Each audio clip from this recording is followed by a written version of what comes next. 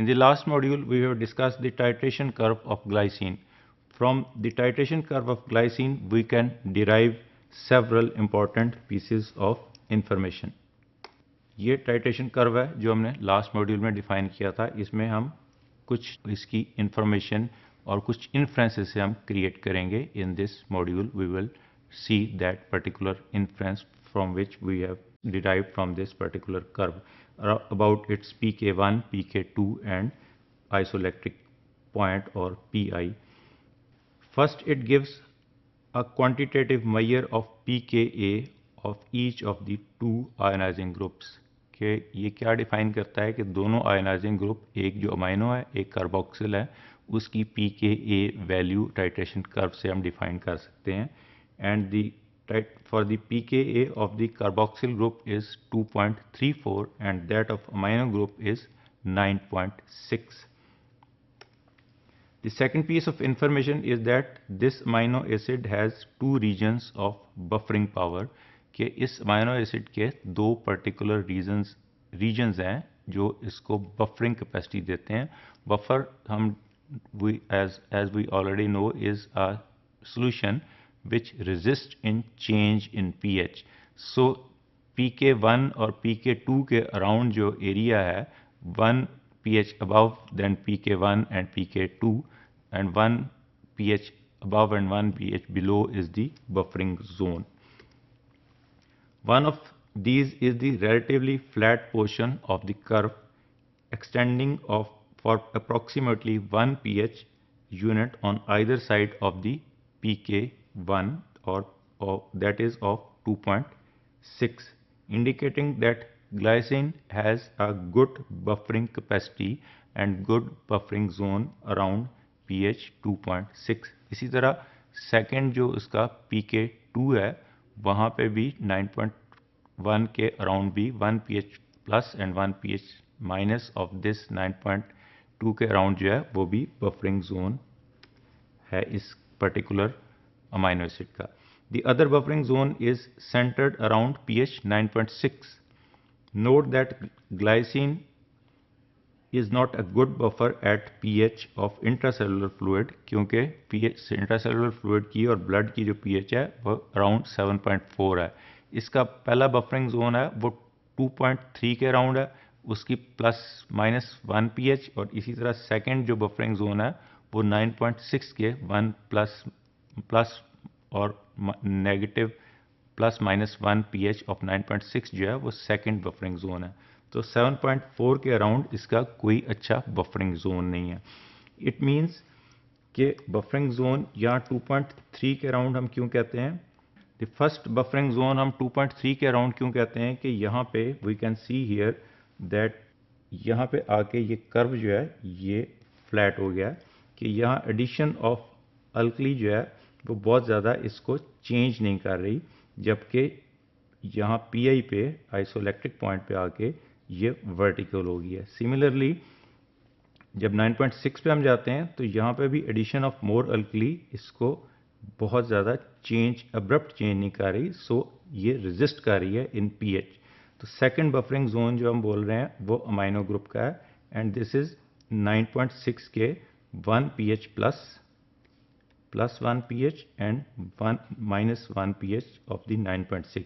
इसी तरह first buffering zone जो है वो कार्बोक्सिल ग्रुप के जिसकी pH है pKa के इक्वल है 2.3, इसके प्लस 1 और माइनस 1 pH के अराउंड जो है ये बफरिंग जोन है जिस पे the addition of alkali resist in the change in the pH.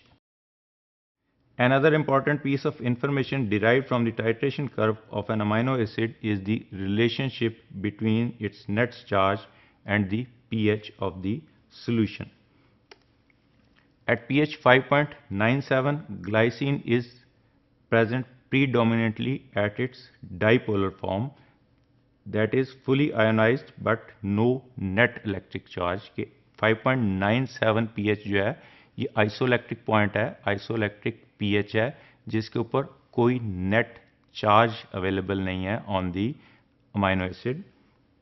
We can see here in this diagram that at pi which we have defined is the isoelectric point or isoelectric pH.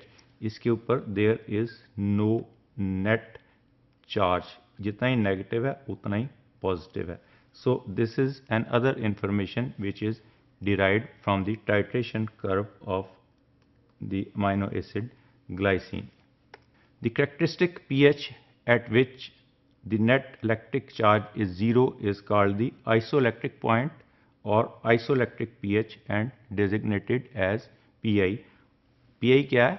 Isoelectric point और isoelectric pH जिसके ऊपर there is no net electric charge is present in that particular amino acid. For glycine, अब इसको हमने calculate कैसे करना है कि जो PI है या आइसोइलेक्ट्रिक पॉइंट है वो कैसे कैलकुलेट होगा. One is the diagrammatic presentation of the titration curve, वहाँ पे हमने प्रेजेंट किया जहाँ वर्टिकल लाइन आ गई, उस एरिया में आइसोइलेक्ट्रिक पॉइंट आ रहा है. सेकेंडली हम इसको न्यूमेरिकली डिफाइन करेंगे. वो इस तरह है कि for glycine which has no ionisable group in its side chain, इसके अंदर कोई आर ग्रुप नहीं है, कोई साइड चेन नहीं है, सिर्फ दो ग्रुप्स हैं, एक अमाइनो एक कार्बोक्सिल. दोनों के हम जो है वो pKa ले लेंगे, उन दोनों को जमा कर लेंगे, प्लस कर लेंगे, उसको 2 से डिवाइड कर लेंगे. That means we are taking the pKa1 and pKa2 का एवरेज जो है that is isoelectric point. So pKa1 इसमें क्या थी, दैट इज 2.34 एंड pKa2 और pK2 इज 9.6. इन दोनों की हम एवरेज लेते हैं तो PI और आइसोइलेक्ट्रिक पॉइंट और isoelectric pH is 5.97. The farther the pH of the glycine solution is from its PI, the greater the net electric charge of the population of the glycine molecules. कि जितनी दूर हम कहते हैं कि PI से होगा, जिस तरह आइसोइलेक्ट्रिक पॉइंट से जितनी दूर सोल्यूशन की pH होगी 2.3 पे, उसका पॉजिटिव चार्ज ज़्यादा है, इसी तरह नेगेटिव चार्ज ज़्यादा है. इसी तरह जितनी 9 की तरफ जाती जाएगी, 12 की तरफ जाती जाएगी, उतना उसके ऊपर पॉजिटिव चार्ज ज़्यादा हो जाएगा. At any pH below it's pH glycine has a net positive charge. जितनी उससे लो pH है उस पर नेट पॉजिटिव चार्ज होगा and will move toward the negative electrode. Glycine का 5.9 उसकी हम डिफाइन करते हैं, 5.6 उसकी जो है वो आइसोइलेक्ट्रिक पॉइंट है.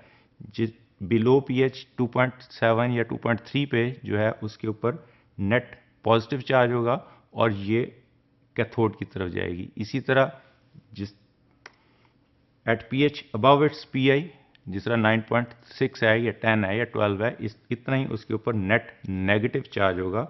और इस टाइम पे अगर इसको रन करें तो it will be attracted toward the anode और positive electrode. So these are the few derivations which we have derived from or we have assumed from the titration curve of glycine.